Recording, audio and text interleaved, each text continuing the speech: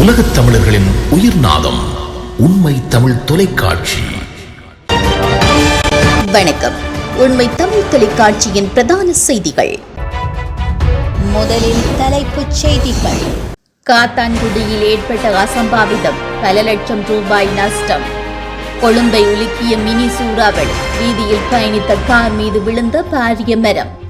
தமிழீழ விடுதலை புலிகள் உள்ளிட்ட 15 அமைப்புகளுக்கு தடை, வெளியான புதிய வர்த்தமானி.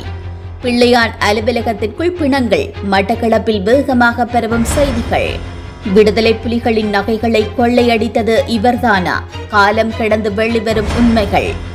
காசா குழந்தைகளின் நிலை, ஐநா கூட்டத்தில் கண்ணீர் விட்ட பாலஸ்தீனிய தூதர். இனி விரிவான செய்திகள். மட்டக்களப்பு காத்தான்குடி போலீஸ் பிரிவுக்குட்பட்ட காத்தான்குடி நகரில் இன்று நண்பகல் வர்த்தக நிலையத்தில் தீப்பரவல் ஏற்பட்டுள்ளது. காத்தான்குடி கடற்கரை வீதியில் உள்ள பல்பொருள் அங்காடி வர்த்தக நிலையம் ஒன்றினுள் ஏற்பட்ட பாரிய தீப்பரவல் காரணமாக வர்த்தக நிலையம் முற்றாக எரிந்து சாம்பலாகியுள்ளது. இதனால் பல லட்சம் ரூபாய் நஷ்டம் ஏற்பட்டதாக தெரிவிக்கப்பட்டுள்ளது. மட்டக்களப்பு மாநகர சபையின் தீயணைப்பு படையினர் மற்றும் காத்தான்குடி நகர சபை தீயணைப்பு படையினர் சம்பவ இடத்திற்கு விரைந்து தீயை கட்டுப்பாட்டிற்குள் கொண்டுவர முயற்சித்த போதும் வர்த்தக நிலையம் முற்றாக எரிந்து சாம்பலாகியதாக தெரிவிக்கப்படுகிறது. இந்த சம்பவம் தொடர்பான மேலதிக விசாரணைகளை போலீசார் மேற்கொண்டு வருகின்றனர். கொழும்பு சிட்டி சென்டர் வர்த்தக வளாகத்திற்கு அருகில் வீதியில் பயணித்த கார் மீது பாரிய மரம் ஒன்று முறிந்து விழுந்துள்ளதாக போலீசார் தெரிவித்தனர். இந்த அசம்பாவிதம் நேற்று மாலை இடம்பெற்றுள்ளது. மரம் முறிந்து விழுந்ததினால் காரின் முன்பகுதியில் சேதம் ஏற்பட்டுள்ளது. சீரற்ற வானிலை காரணமாக பல்வேறு பிரதேசங்களில் மரங்கள் முறிந்து விழுவதால் வாகனங்களை ஓட்டும் சாரதிகள் மிகவும் கவனமாக இருக்குமாறு போலீசார் அறிவுறுத்தியுள்ளனர்.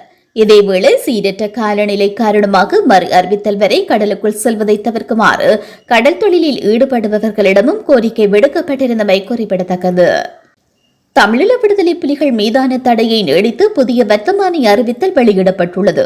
அரசாங்கம் நாட்டில் தடை செய்யப்பட்ட அமைப்புகள் மற்றும் நபர்களின் பட்டியலை புதுப்பித்து புதிய வர்த்தமானி அறிவிப்பொன்றை வெளியிட்டுள்ளது. பாதுகாப்பு அமைச்சின் செயலாளரால் இந்த அதிவிசேட வர்த்தமானி அறிவித்தல் வெளியிடப்பட்டுள்ளது. இதில் தற்போது 15 அமைப்புகள் மற்றும் 217 தனிப்பட்ட நபர்களின் பெயர்கள் உள்ளடக்கப்பட்டுள்ளன.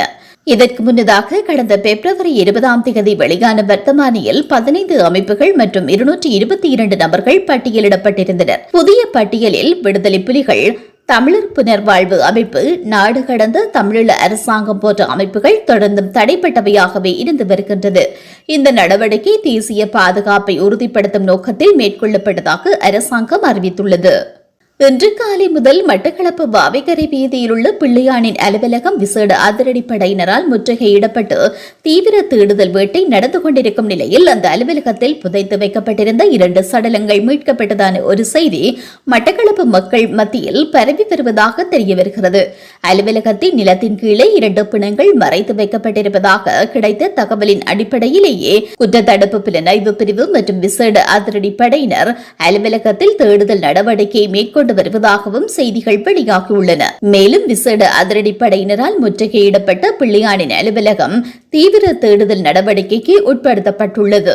இதன்போது அலுவலக கட்டட நிலத்தை உடைத்து தோண்டி பாரிய தேடுதல் நடவடிக்கை முன்னெடுக்கப்பட்ட பொழுது அங்கிருந்து 9 mm ரக துப்பாக்கியின் ரவைகள் கண்டுபிடிக்கப்பட்டுள்ளதாக தெரிய வருகிறது. மட்டக்களப்பு மற்றும் அம்பாறை மாவட்டங்களில் அலுவலகங்களில் பலர் கொலை செய்யப்பட்டு அலுவலகங்களின் உள்ளேயே புதைக்கப்பட்டதான பல தகவல்களை முன்னாள் TMVP உறுப்பினர்கள் ஊடகங்களில் வெளியிட்டு வருகின்ற நிலையில் ஒரு வாகன ஓட்டுநர் உட்பட 2 சடலங்கள் மட்டக்களப்பு அலுவலக கட்டடத்தின் கீழ் புதைத்து வைக்கப்பட்டிருக்கலாம் என்ற தகவல் ஏற்கனவே தமது உறுப்பினர்கள் மத்தியில் உலா வந்ததாக முன்னாள் தமிழ் மக்கள் விடுதலை புலிகள் கட்சியை சேர்ந்த உறுப்பினர் ஒருவர் தெரிவித்துள்ளார். மட்டக்களப்பு அலுவலகம் எதற்காக சுற்றி வளைக்கப்பட்டிருக்கிறது என்று இன்று முழுவதும் அங்கு என்ன தேடப்பட்டது, என்னென்ன கண்டுபிடிக்கப்பட்டன என்ற விவரங்களையோ காவல்துறையினர் வெளியிடவில்லை. அவ்வாறு இருக்கையில் அங்கு ஏற்கனவே புதைத்து வைக்கப்பட்ட சடலங்கள், எலும்புக்கூடுகள் மீட்கப்பட்டுள்ளதாகவும் சட்டவிரோத ஆயுதங்கள் கைப்பற்றப்பட்டதாகவும் அலுவலக கட்டடத்தின் அடியில் நிலக்கீழ் சுரங்கம் ஒன்று காணப்பட்டதாகவும் கூட பல செய்திகள், வதந்திகள் மக்கள் மத்தியில் பரவி வருவதாகவும் கூறப்படுகிறது. இதேவேளை மட்டக்களப்பில் இதுபோன்ற குழுக்களால் மேற்கொள்ளப்பட்டு வந்த ஆயுத கலாசாரத்திற்கு எதிராக காவல்துறை எடுத்து வருகின்ற இதுபோன்ற நடவடிக்கைகளை மக்கள் பாராட்டி வருகின்றமையும் குறிப்பிடத்தக்கது. விடுதலை புலிகள் வைத்திருந்த தங்க நகைகளில் அரைவாசியை முன்னாள் அமைச்சர் பெசல் ராஜபக்ஷ கொள்ளையடித்ததாக முன்னாள் ராணுவ தளபதி சரத் பொன்சேகா தெரிவித்துள்ளார். சமீபத்தில் அவர் வழங்கிய நேர்காணல் ஒன்றில் அவர் இதனை தெரிவித்துள்ளார். விடுதலை புலிகள் நடத்திய வங்கிகளில் அந்த பகுதி மக்களால் அடகு வைக்கப்பட்டிருந்த 220 கிலோ தங்க நகைகள் மீட்கப்பட்டிருந்தன. அவை அனைத்தும் பல பொலித்தீன் பைகளில் வைக்கப்பட்டிருந்ததோடு அவற்றை அடகு வைத்தவர்களின் பெயர்களும் குறிப்பிடப்பட்டிருந்தன. இதனை அடுத்து தங்க நகைகள் அனைத்தும் வவுனியா போலீசாரிடம் ஒப்படைக்கப்பட்டது. அதன் பின்னர் என்ன நடந்தது என்பது எனக்கு தெரியாது. அத்துடன் 110 கிலோ தங்க நகைகள் கண்டுபிடிக்கப்பட்டதாக பெசல் ராஜபக்ஷவும் கூறினார். இதன் பொருள் கிடைத்த தங்க நகைகளில் அரைவாசியை அவர் எடுத்துக்கொண்டார் என்பதாகும். நான் ராணுவத்தில் இருந்து விலக்கிய பின்னரும் இதுபோன்று தங்க நகைகள் கண்டுபிடிக்கப்பட்டன. ராஜபக்ஷ குடும்பத்தினர் 6 டன் தங்க நகைகளை ஜப்பான் நாட்டிற்கு விற்பனை செய்ததாகவும் ஒரு செய்தி எனக்கு கிடைத்தது என்றும் அவர் கூறினார். ஐக்கிய நாடுகள் பாதுகாப்பு சபை கூட்டத்தில் இஸ்ரேல் தாக்குதல்களால் பாதிக்கப்பட்ட காசாவின் நிலையை எடுத்துரைக்கும் போது பாலஸ்தீனிய தூதர் கதறி அழுதது உருக்கத்தை ஏற்படுத்தியுள்ளது. இஸ்ரேல் காசா மீது தொடர்ந்து தாக்குதல் நடத்தி வருகிறது. இதனால் அங்கிருந்த மக்கள் தொடர்ந்து வெளியேறி வருகின்றனர்.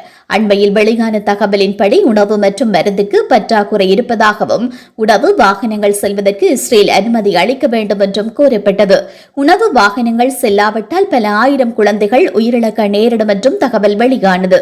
இந்த நிலையில் ஐநா பாதுகாப்பு சபை கூட்டத்தில் பேசிய பாலஸ்தீனிய தூதர் ரியாத் மன்சூர் காசாவில் குண்டுவெடிப்பு, தீப்பிழம்பு, பசி, பட்டினி ஆகியவற்றின் நடுவே மக்கள் தவிப்பதாக தெரிவித்தார். இதன்போது மனமுடைந்து கதறி அழுத அவர் தனக்கும் பேர குழந்தைகள் இருக்கிறார்கள் என்றும் காசா குழந்தைகளின் நிலையை பார்க்க முடியவில்லை என்றும் கண்ணீரோடு தெரிவித்தார். மேலும் காசாவின் குழந்தைகள் உணவின்றி, தண்ணீரின்றி, வாழ்விடங்களின்றி அண்டை நாடுகள் மற்றும் அகதி முகாமிலும் வாழ்வதை பார்க்க முடியவில்லை என்றும் அவர் தனது கவலையை வெளிப்படுத்தியுள்ளமை குறிப்பிடத்தக்கது. மீண்டும் தலைப்புச் செய்திகள்.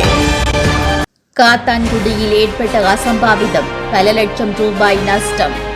கொழும்பை உலுக்கிய மினி சூறாவளி, வீதியில் பயணித்த கார் மீது விழுந்த பாரிய மரம். தமிழீழ விடுதலை புலிகள் உள்ளிட்ட 15 அமைப்புகளுக்கு தடை, வெளியான புதிய வர்த்தமானி. பிள்ளையான் அலுவலகத்திற்குள் பிணங்கள், மட்டக்களப்பில் வேகமாக பரவும் செய்திகள். விடுதலை புலிகளின் நகைகளை கொள்ளையடித்தது இவர்தானா? காலம் கடந்து வெளிவரும் உண்மைகள். காசா குழந்தைகளின் நிலை, ஐநா கூட்டத்தில் கண்ணீர் விட்ட பாலஸ்தீனிய தூதர். இத்துடன் இந்த செய்திகள் நிறைவடைகின்றன. மேலதிக செய்திகளை தெரிந்து கொள்ள உண்மை தமிழ் தொலைக்காட்சியோடு இணைந்திருங்கள். வணக்கம். உலகத் தமிழர்களின் உயிர்நாதம் உண்மை தமிழ் தொலைக்காட்சி.